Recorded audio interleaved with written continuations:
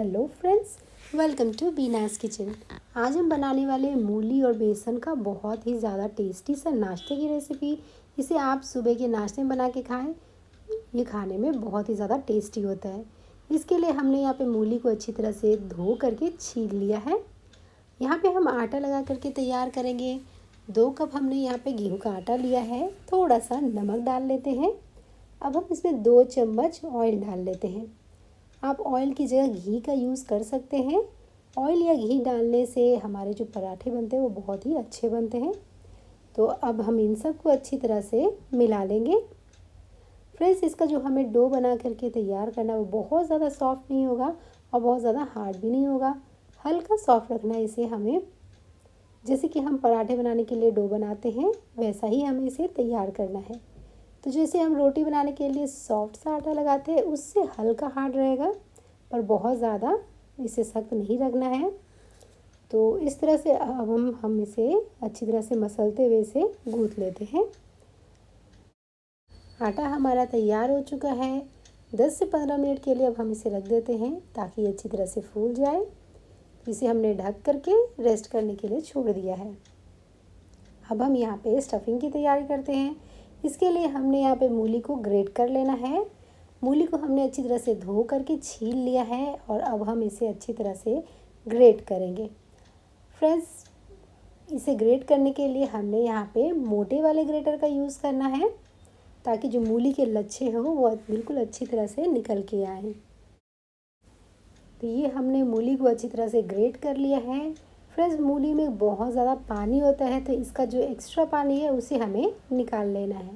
तो यहाँ हम इस तरह से इसे निचोड़ लेते हैं और इसका एक्स्ट्रा पानी निकाल लेंगे। ये देखिए, इस तरह से हाथ से निचोड़ने से इसका पानी जो है एक्स्ट्रा सा वो निकल करके बाहर आ जाता है।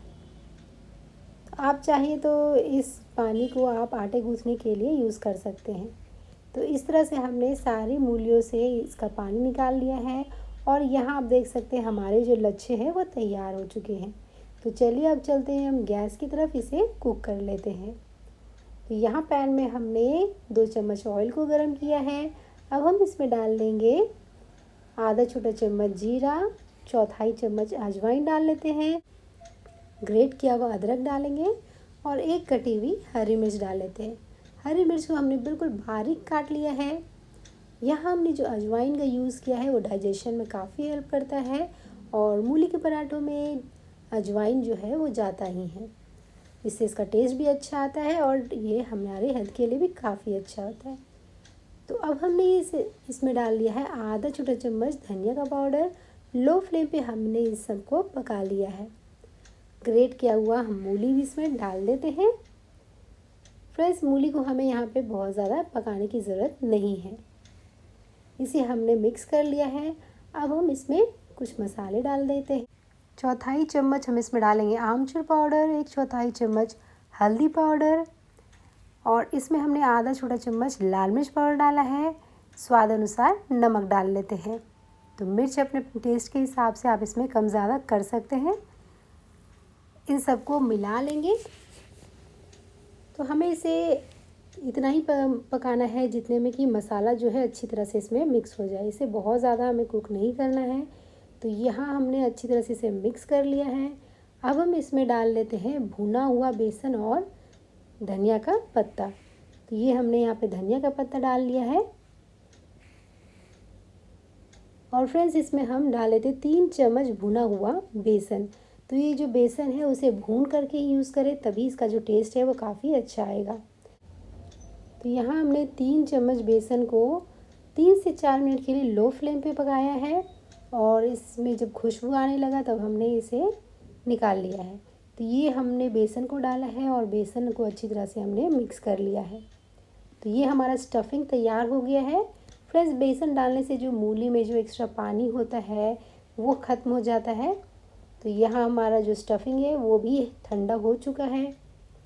और इस तरह से जब मूली के पराठे में हम बेसन का यूज़ करते हैं तो इससे ये काफ़ी ज़्यादा अच्छे बनते हैं। इसका टेस्ट भी काफ़ी अच्छा आता है और ये सौगी भी नहीं होते बाद में। तो यहाँ हमने एक रोटी बेल ली है और अब हम इसमें स्टफिंग को इस तरह से फैला लेते हैं। कोशिश करें फ्रेंड्स कि ये स्टफिंग है वो थोड़ा ट्रायंगल सा बने और इस तरह से हम इसे फोल्ड कर लेते हैं। ये देखिए, तीनों तरफ से हम इसे इस तरह से फोल्ड करेंगे जैसे कि ये ट्रायंगल बन रहा हो। तो इस तरह से जो पराठे हैं वो फटते भी नहीं हैं और बिल्कुल आसानी से ये बनकर तैयार हो जाते हैं। अगर आपको भरवा पराठा बनाने में कोई भी प्रॉब्लम होता है तो आप इस तरीके से इसे बना के तैयार कर सकते हैं। तो दोनों तरफ हमने इसमें सूखा आटा इस तरह से लगा लिया है। अब हम इसे बेल लेंगे। तो इसे बेलने के लिए बिल्कुल कम प्रेशर लगाएं, हल्के हाथों से इसे बेलें, ज़्यादा प्रेशर लगाते हुए इसे नहीं बेलें। तो इस तरह से ये हमारा ट्रायंगल पराठा जो है वो बनके तैयार हुआ है। और अगर आप चाहें तो इससे गोल पराठा भी बना सकते हैं, तो आगे हम गोल पराठा भी बना करके तैयार करेंगे। तो ये हमारा ट्रायंगल शेप का पराठा तैयार है। अब हम यहाँ पे गोल शेप का पराठा भी तैयार करते हैं। तो जैसे हम बाकी भरवे पराठे बनाते हैं उसी तरह से हमने इसमें भी स्टफिंग को भर लिया है।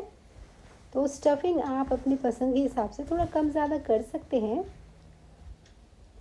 स्टफिंग जो है आटा आप जितना ले रहे हैं उतना ही स्टफिंग लेंगे तो ज़्यादा अच्छे पराठे हमारे तैयार होते हैं। तो अब हम इसमें सूखा आटा लगाएंगे। हाथ से हम हल्का सा इसे फैला लेते हैं, इस तरह से फैला लेंगे। इससे जो स्टफिंग है वो बिल्कुल पराठे के हर तरफ अच्छी तरह से फैल जाता है। अब हल्के हाथों से इसे हमें बेल लेना है। आप देखेंगे कि ये जो पराठे हैं वो फटते भी नहीं हैं और बिल्कुल अच्छी तरह से इसे हम तैयार कर सकते हैं। तो हल्के हाथों से इस तरह से हम बेलते हुए रह जाएंगे इसे। ज़रूरत पड़े तो आप इसमें सूखा आटा भी लगा सकते हैं। पराठे को सेकने के लिए हमने तवे को गर्म किया हुआ है और जैसे ही एक साइड से ये थोड़ा पक जाएगा इसे हम पलट लेते हैं और दोनों तरफ ये हल्का हल्का पक चुका है। तब हम इसे ऑयल लगा लेते हैं इसमें। फ्रेंड्स, आप ऑयल की जगह घी का यूज़ कर सकते हैं। पराठों में घी का जो टेस्ट है ना वो बहुत ही अच्छा आता है। और दोनों तरफ से हम इसमें घी लगाएंगे, अलटते पलटते बिल्कुल अच्छा इसे हम क्रिस्प करके पका लेते हैं। तो अगर आप इसे हाई फ्लेम पे पकाएंगे तो जो हमारे पराठे हैं ना उसमें डार्क से चित्ती आने लगेगी और पराठे जो है वो अच्छी तरह से पकेंगे नहीं।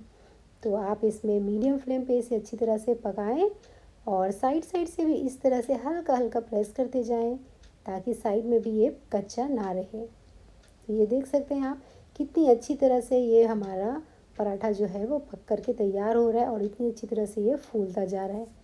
अब इसी तरह से हम बाकी के भी पराठे बना लेते हैं। तो जो हमने गोल वाला पराठा बनाया ना उसे भी हम इसी तरह से सेक लेते हैं। तो फ्रेंड्स, आप कमेंट करके ज़रूर बताइए कि आपको इसमें से कौन सा वाला पराठा जो है वो ज़्यादा अच्छा लगा। फ्रेंड्स, मेरे चैनल पे आप मूली के पराठे की रेसिपी भी आप इसमें देख सकते हैं और यहाँ पे हमने मूली और बेसन के पराठे बनाए हैं। ये भी काफ़ी ज़्यादा टेस्टी लगते हैं। तो ब्रेकफास्ट में आप इसे बनाएं और अपनी पसंद की चटनी के साथ, अचार के साथ इसे आप सर्व कर सकते हैं। ये देख सकते हैं बिल्कुल गुब्बारे की तरह हमारा ये पराठा फूल करके तैयार हुआ है और कहीं से भी ये फट नहीं रहा है। बहुत ही फूले फूले से हमारे ये मूली के पराठे बन के तैयार हुए हैं और जैसे ये फूलता है तो बीच से तो बिल्कुल अच्छी तरह से पक जाता है, पर ये साइड में कहीं कच्चा ना रहे इसलिए इसे साइड में भी पका लें।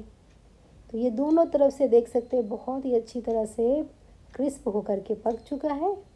तो इसे चलिए अब हम निकाल लेते हैं। फ्रेंड्स, कैसी लगी आपको ये मूली बेसन के पराठे की रेसिपी अच्छी लगी हो तो लाइक और शेयर करें। मेरे चैनल को सब्सक्राइब करके घंटी का बटन ज़रूर दबाएं।